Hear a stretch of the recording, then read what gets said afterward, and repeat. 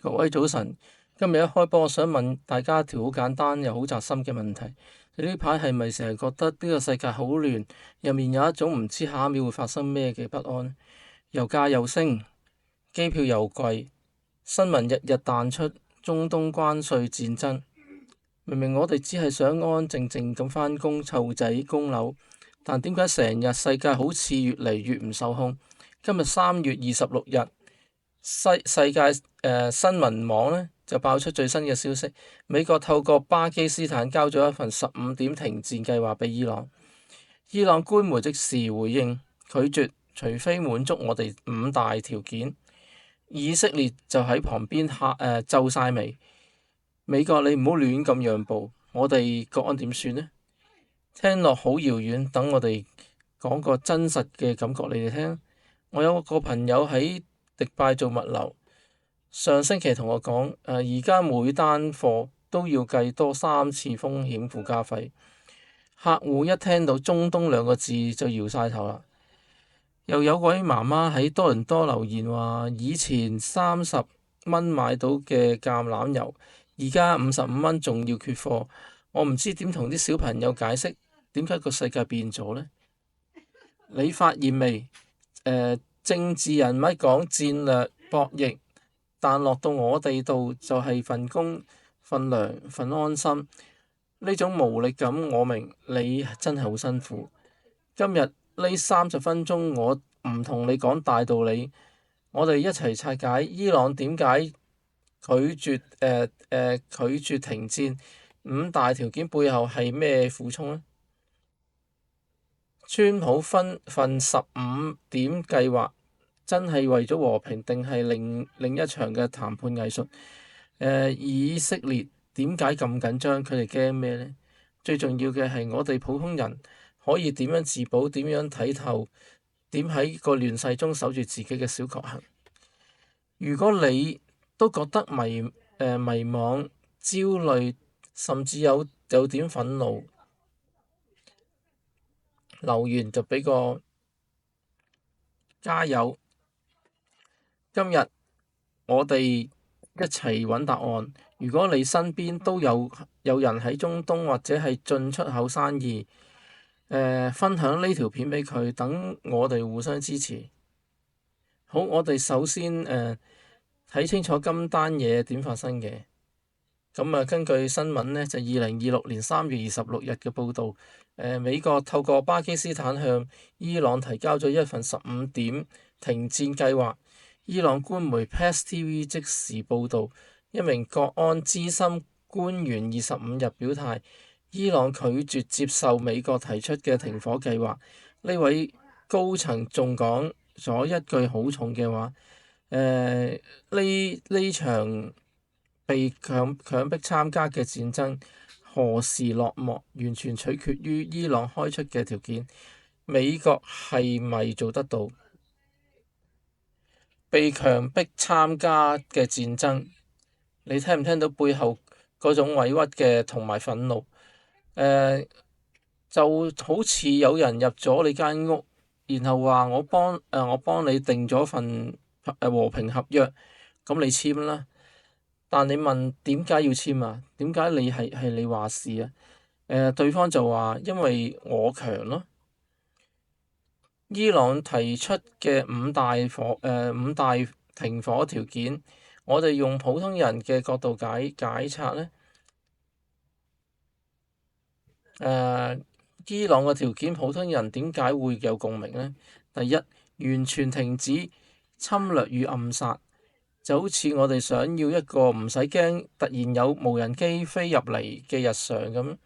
第二就係建立機制，確保戰爭不再發生，唔係今日停，聽日又打。我哋想要真係長遠嘅安心。第三，戰爭損壞賠款要有擔保，屋企炸爛咗，總係要有人負責收返好，唔係一句對唔住就算。所有抵抗組織全面停火，唔好搞到成日中東都捲入。我哋只係想過平靜嘅日子。夏末支海峽主權要有國際認可，就好似我哋想要有一個公平嘅規則，唔係邊個拳頭大就話嗰個話事。你發現未啊？呢5點其實唔係好激進嘅，佢哋想要嘅係尊重、保障同一個可以預測嘅未來。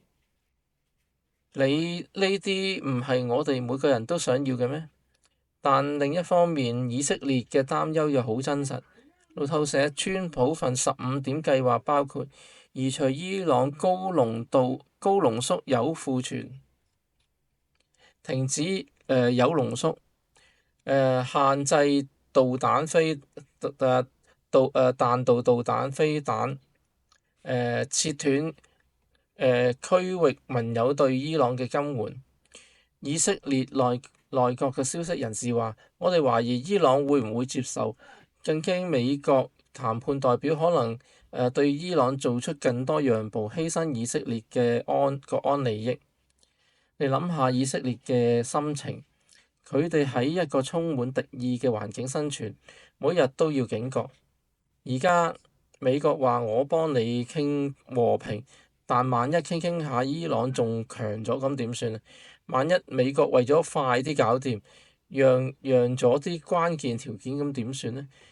呢種被出賣嘅恐懼唔係無理取鬧嘅，所以你睇呢場博弈，冇一邊係壞人，大家都想要安全，大家都想要尊嚴，大家都想要自己人平安。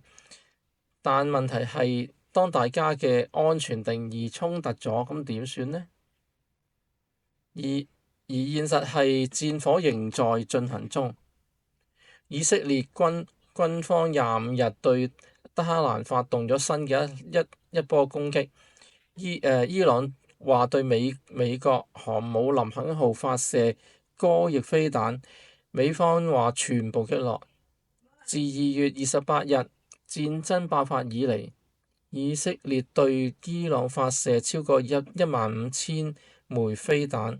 15000枚，唔係遊戲入邊嘅數字，係真係會毀滅家園、奪走生命嘅武器。我講呢啲唔係為咗嚟令你更驚，而係想話你知你嘅不安係合理嘅。你覺得世界好亂，唔係你太敏感，係真係好亂。但正因為亂，我哋更加要冷靜，更加要清醒，更加互相要支持。好啦，而家我哋冷靜少少，一齊睇深一層。點解伊朗拒絕接受？點解以色列咁驚？川普15點到底係想點呢？咁角度一，伊朗我唔係停火，唔係要求停火，我係要求尊重。伊朗外長阿拉奇25日講咗一句好關鍵嘅話：伊朗正在評估美國嘅停戰計劃。但伊朗無意為咗結束中東衝突而跟美國對話，聽落係好硬嘅。但路透社分析話呢句其實係留門嘅。如果德黑蘭嘅條件獲得滿足，伊朗願意參與停火談判，即係話伊朗唔係完全關門嘅。佢哋係想要係你先承諾我嘅主權，係荷默茲海峽，你先要保證唔再暗殺我嘅科學家、炸我嘅設施，你先要賠返我嘅損失，先講停火。就好似兩個人打交，其中一個話好，我肯停手，但你要先第一道歉，第二賠返我部電話，第三寫個保證書。第四，叫你個朋友唔好再幫手。第5，以後唔准入我間房。聽落好多條件，但如果你喺嗰個俾人打爛電話，俾人入咗間房，你會唔會都想有啲保障先？角度2，以色列，我怕唔係和平，係陷阱。以色列嘅擔憂，我要認真啲講啦。佢哋唔係唔想要和平，係佢哋係驚係萬一美國為咗快啲搞掂，俾伊朗保留部分核能力，咁點算呢？萬一停火後，伊朗用啲抵抗組織繼續搞事，咁點算呢？萬一協議冇強制嘅能力，伊朗毀約，咁點算呢？所以以色列消息人士話：我哋希望不管任何協議都保留讓以色列做先發制人攻擊嘅選項。你聽唔聽到背後嗰種只能靠自己嘅孤獨感呢？佢哋唔係係唔信美國，但係歷史咁教咗佢哋就係國安呢家嘢呢，最後都係要靠自己守住嘅。角度三，川普15點唔係清單，係棋局。而家我哋講到川普嘅應對啦，首先，你要明白川普嘅風格，佢唔信慢慢傾，佢信極度施壓加一擊即中，佢唔想打長期戰爭，佢想用威脅換取最大嘅籌碼，佢嘅目標唔係消滅伊朗，係重塑中東嘅秩序，係讓美國主導。所以呢一份15點嘅計劃表面係停火條件，其實係核問題移除高濃鈾加停止濃縮，等於從源頭削弱伊朗嘅威脅。軍事問題限制飛彈就等於減少伊朗遠程打擊能力。區域問題切斷金援等於瓦解以色列嘅代理人網絡。隱藏嘅彩蛋就會係透過巴勒斯坦傳話，等於留條後路，萬一談崩咗都有中間人。你發現未？川普嘅策略係我唔係同你傾停唔停火，我係同你傾以後中東點樣玩。但問題係伊朗唔賣帳，因為喺伊朗眼中呢15點係和平方案，係投降條款。唔係和平方案，係投降條款，所以佢哋反手提出咗5大條件，其實係話你想我停好，你先做到嗰5樣，證明你真係想要公平嘅和平。而家個局勢就好似兩個小朋友嗌交，一個話你先道歉先你先道歉先停手，另一個話你先停手先講道歉。佢旁邊仲有一個以色列喺度嗌，就你哋兩個唔好傾下出賣我。好啦，而家我哋專心啲睇下川普點樣應對呢個僵局。根據過往嘅風格，加埋今次嘅線索，我估計佢下一步會點啦。咁啊，策略一，極限施壓嘅2.0，唔係加關稅，係加孤立。川普2018年退出伊核協議，用經濟制裁逼伊朗坐低傾。今次佢可能會升級，聯合歐洲、阿拉伯國家對伊朗實施多邊嘅制裁，針對伊朗石油出口，加強上海上嘅攔截，但唔係直接開戰。用金融武器切斷美國國際結算嘅渠道，就好似班同學孤立一個人，唔係打佢，係唔同佢玩，唔借嘢俾佢，唔同佢傾偈。時間耐咗，嗰個人就會開始諗啦，係咪要低頭先有朋友呢？第二，策略二，製造可控嘅混亂，讓伊朗痛但唔係爆。川普好識玩時間差同心理戰，允許以色列有限度咁空襲伊朗嘅設施，展示實力。但同時透過巴基斯坦傳話，只要你肯傾，制裁可以鬆一鬆，讓伊朗內部鷹派同鴿派互相拉扯，等佢哋自己亂。呢招就狠啦！因為佢唔係靠武力贏，係靠等你內部矛盾贏。但風險係呢，萬一伊朗內部鷹派掌權，反而更激進啲點呢？策略三，拉攏區域嘅盟友，俾中東人解決中東嘅問題。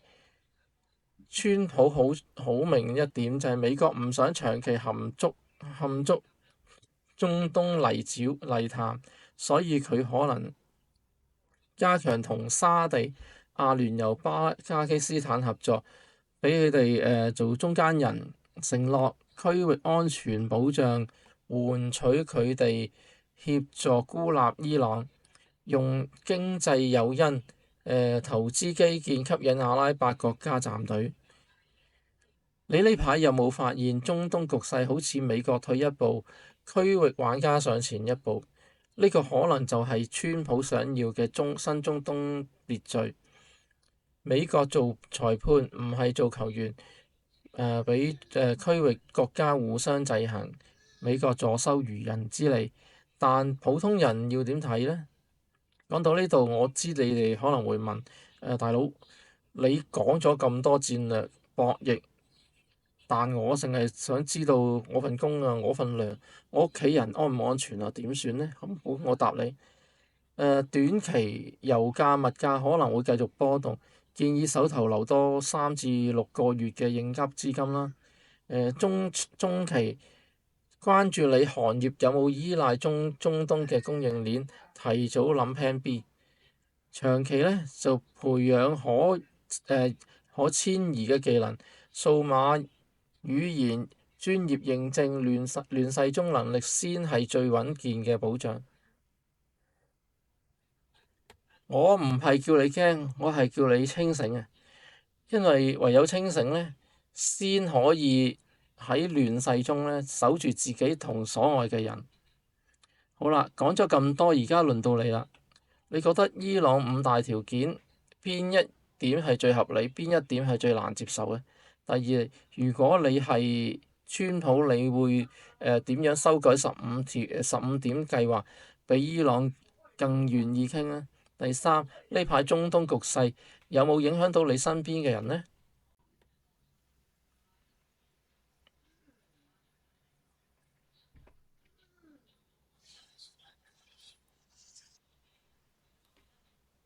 最後，我想送3句心底話俾大家。第一句，政治人物講博弈，但我哋普通人只係想可以安心食飯、安心瞓覺嘅日常。你嘅願望一啲都唔過分。第二句，亂世中最貴嘅唔係黃金，係清醒；最穩嘅唔係存款，係能力。投資自己永遠唔會蝕嘅。第三句，世界可以好亂，但我哋嘅內心可以好定，守住自己嘅節奏，照顧好身邊嘅人，就係對亂世最好嘅回應。多謝你陪咗我呢30分鐘。如果今日有啲少少嘅啟發，就或者少少嘅安慰，